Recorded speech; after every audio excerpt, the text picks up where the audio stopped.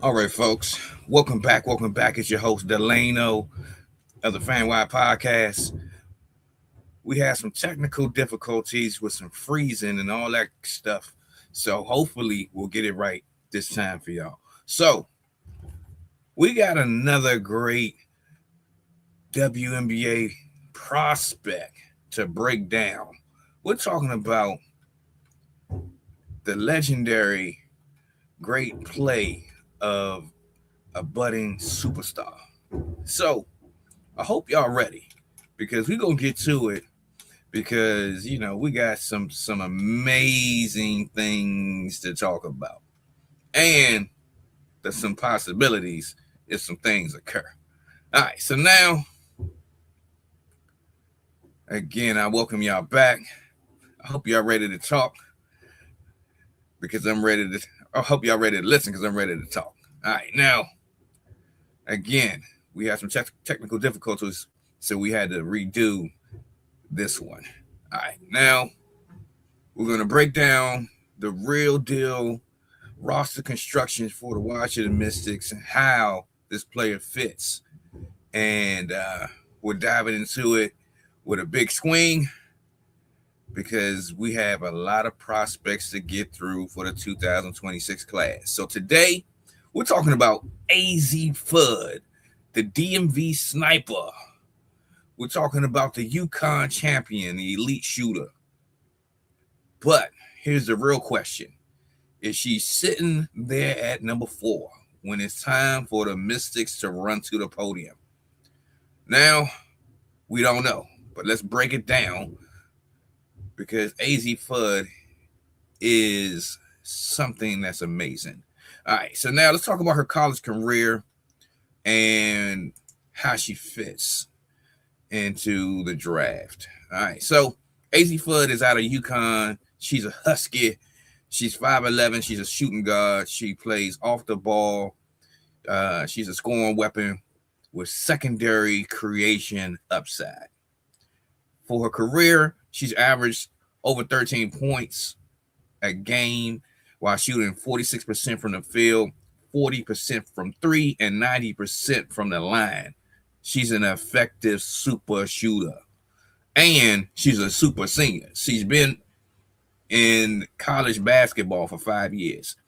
And, it has added to her game, but also has raised some questions. But when it comes to Azzi, she is elite with her efficiency, and she started it off from her freshman year. She shot 43% from three all the way to her senior season, and she's still shooting 43% to 44% from three. So pretty much when she puts it up, it's pretty much going in. It's no streaky shooting. It's no microwave shooting. When she shoots, she scores. All right. So that's translatable on any level, and especially in the WNBA. Now, some of her college accolades. She won a national championship. She was also the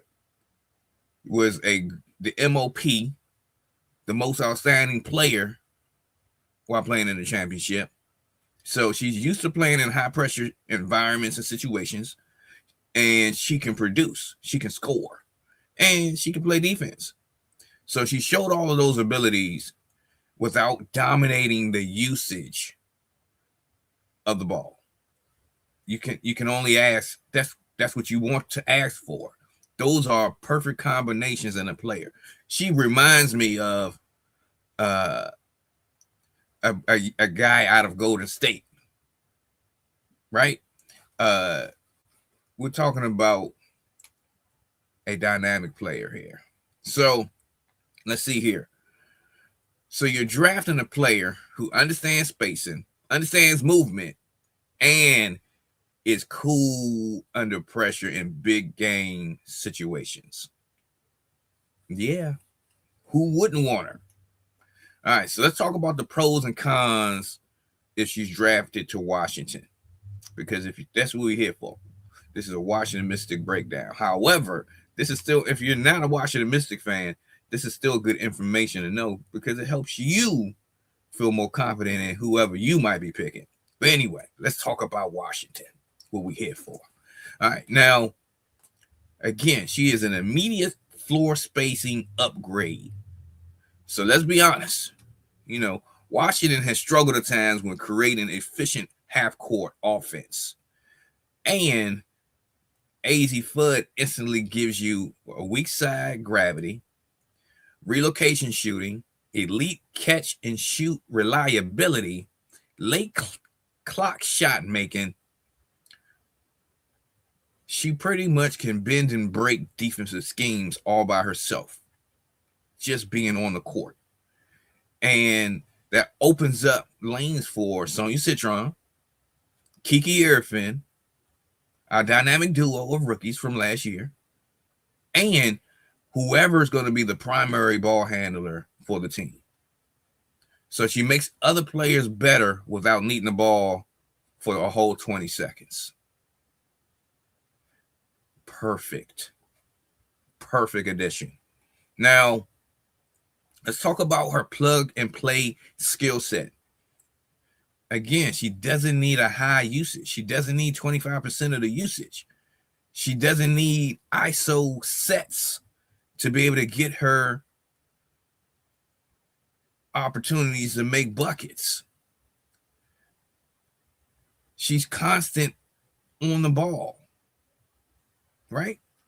She thrives in motion.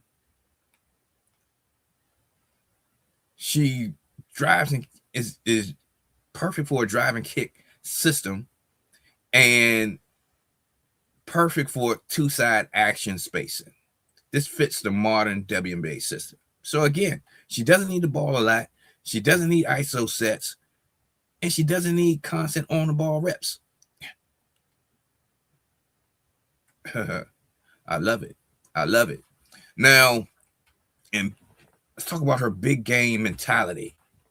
She comes from UConn. That's a pedigree that is virtually almost unmatched. So she's played under pressure. She's delivered on the national stage, and she understands defensive scouting and advanced defensive concepts. So that reduces the adjustment period, the shock of coming into the WNBA. We already experienced that with Sonia Citron last year. Could we experience it twice? Hey, it's possible. Anything is possible. Now, let's talk about something that's near and dear to me, right? She is a local DMV product. And what does DMV stand for? DC, Maryland, and Virginia. She is instant connecting points to the local fan base. And because just so y'all know, Azzi Fudd is from Arlington, Virginia. It's literally across the river from where the Mystics play. Literally. Trust me, it matters. So if Azzi Fudd was to come back to the DMV, to come home, this is what you can expect from the Mystics. No matter what's going on, ticket sales through the roof. Even though we're already pretty much selling out, but we might need to move more games, right? The identity is already branded, right? Branding, again, for the team is easier and adds franchise momentum. She got the Riz and she got that motion. What else you need? What else do you need? All right. Now, it's not just about a basketball fit when you say those things. She is a market fit. Perfect. Now, here are the cons. Because she's not the perfect player. There are some things, right, that can be improved. So if y'all ready for the real, let's get to it. She's not a natural point guard. She's not a downhill pressure type of guard. However, her handle is solid, but it's just not elite, but it's solid. She can get herself out of trouble, and she won't put herself in trouble, right? Now, her burst, her athleticism is good. She's just not overly explosive, but based on what she does, she doesn't need to be super fast or super quick. She's just efficient, and she knows how to get to spaces that are open. What else can you ask for? But anyway, we're talking about some cons here. All right. The one things or a few things that the Washington Mystics need. We need a lead playmaker. We need an offensive innovator or initiator. And we need a pick and roll manipulator. She doesn't solve that immediately. However, with development, those can be some things that can be added to her package. But it's okay. It's okay. Because we have 3 first-round draft picks. So if we are able to get our hands on Azzi Fudd, we still have an opportunity to still get another point guard. We still have another opportunity to get another big. We have options. The key is to have options, and we have them. Now, another concern, another con to drafting Azzi Fudd would be her injury history. That's the elephant in the room. She's had an ACL tear. She had some knee setbacks. She missed a season. But from what you have seen from Azzi Fudd from last season, where she was, again, the most outstanding player in the NCAA championship, to what she is doing right now in the NCAA, this whole super senior season.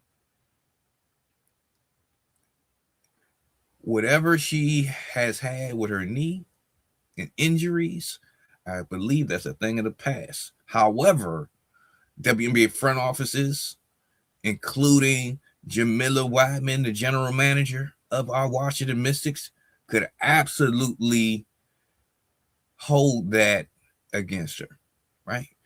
Because your availability is your best ability. So being durable is absolutely a key evaluating principle. So I would say that it could possibly be an issue, but I bet you this. If Azzi Fudd is available at number 4, she's not getting past the Mystics. I don't care what's going on. We will figure it out. Trust me. Now,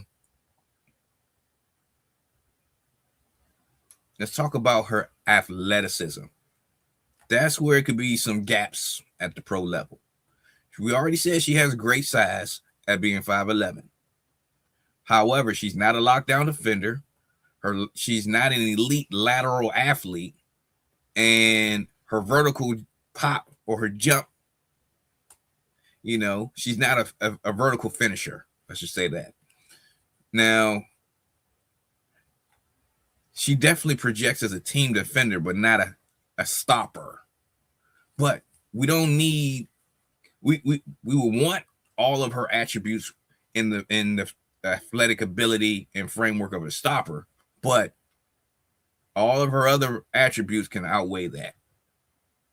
So against elite pro guards, that could serve as a really good test of her defensive abilities. But, we'll see what happens.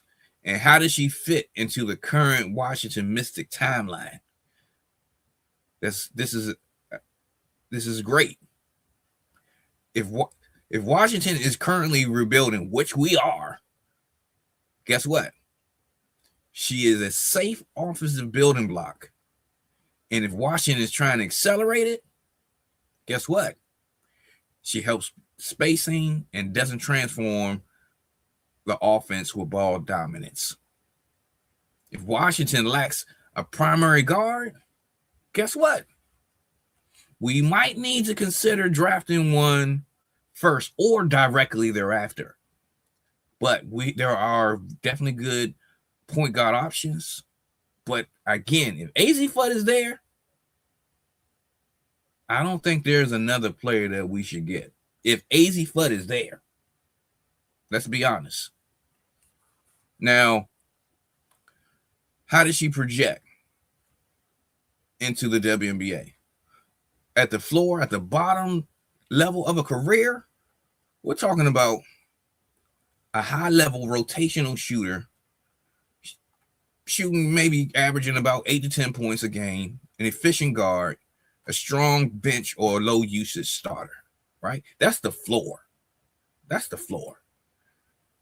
We don't expect the floor to even be a part of this equation, but we had to say it. Now, at the median, at the mid-level type of player, we're talking about a starting two guard averaging between 12 to 15 points a game, provides elite spacing, so she will be a weapon, right? Now, the ceiling, what she really could be, as long as everything goes according to plan and no injuries of any sort that are major. Now, we're talking about an all-star level scoring guard, a 3-level threat, and a clutch perimeter closer. If she falls to 4, we better get up. We better get up. Now, the current projection probability that she lands to the Mystics at 4. Let's say it's about a good 10%. 10%. Now, if she's on the board at 4, she probably has slid due to a few different reasons. Now, there are some dominant bigs that can potentially be drafted ahead of her and that can push her down. Now, if a team values a point guard, an elite point guard, guess what? That could push her draft stock down. Now, you also have, again, if you have front offices on WNBA teams that have concerns about her medicals, that can push her down. Now, is it a strong possibility that any of this will happen? Nah. But if it does, she has too much value for her to get past the Mystics at number 4. Serious business. Now, let's do this. Let's break down some videos. Let's show y'all some videos of how Azzi Fudd plays, because guess what? She's dynamic. So we're gonna break it down, and we're gonna break it down real quick one time.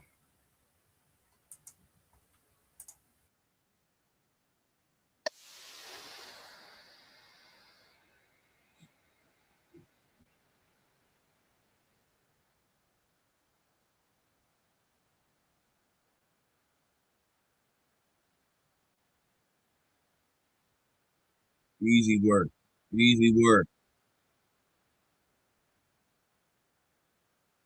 If she gets it, she shoots it, and it goes in. And she has no problem with swinging the ball because she relocates and it gets back to wherever she needs to get to. Money. And she's currently shooting, she's averaging 7 3-point shots a game. And she's hitting close to 50%. And the mid-range is money. Easy work.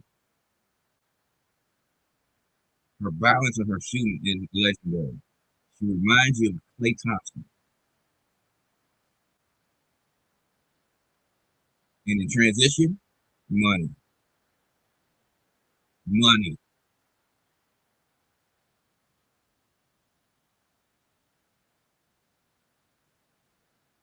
Pull-ups, money. Defense, transition, money.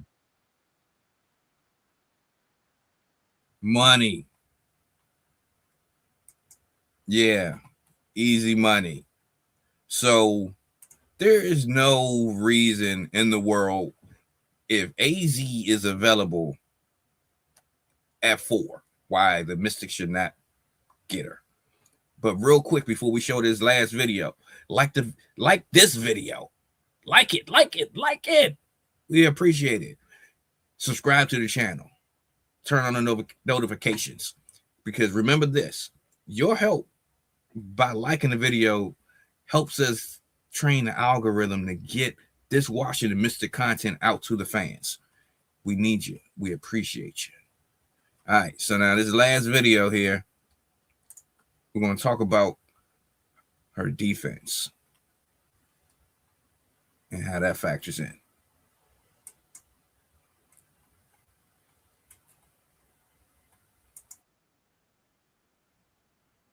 All right, easy steals, transition.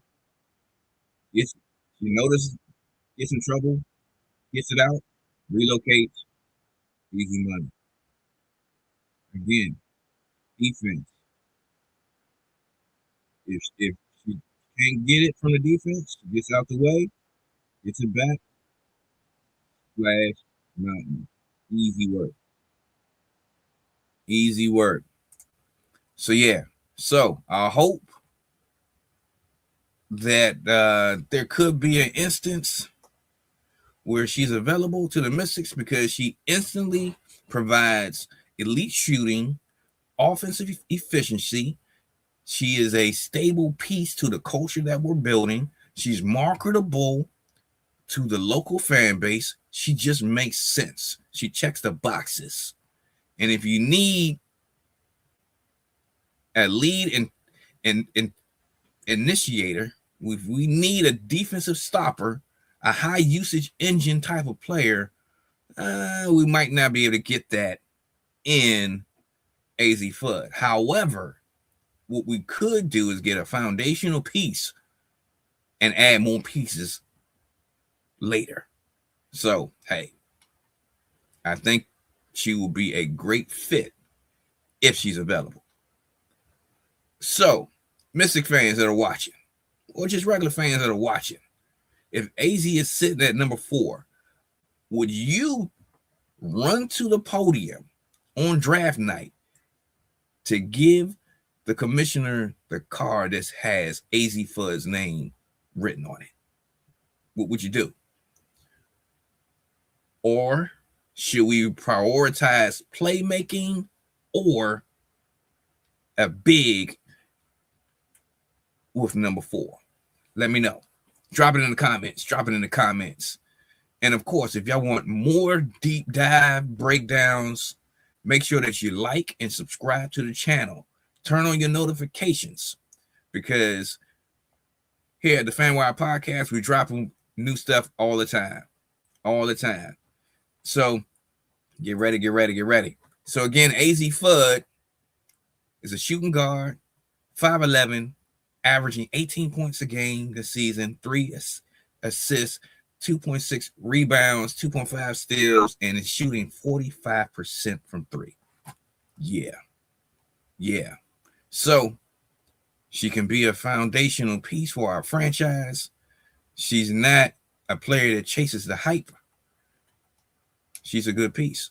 Now, again, this is your host, Delano, on your FanWire Podcast, your trusted voice for Washington Mystic content. We appreciate everybody for tapping in this morning. Again, we had to redo the Azzi Fudd stream from last night. It didn't turn out too well.